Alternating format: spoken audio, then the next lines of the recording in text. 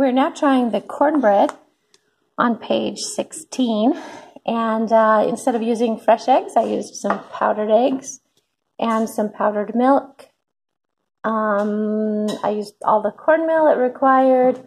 I did put a little bit of whole wheat flour in addition to the regular flour, and it does call for more sugar than my normal recipe, so I'm expecting it will taste good.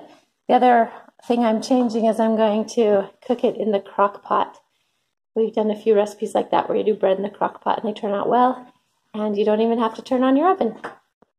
I just wanted to show you how the cornbread in the crock pot turned out. I had it cook on high for an hour and a half to 2 hours. I don't really know, but it comes out clean. I'm going to make some bread pudding next in this crock pot too, and I think I'll try cooking it for around an hour.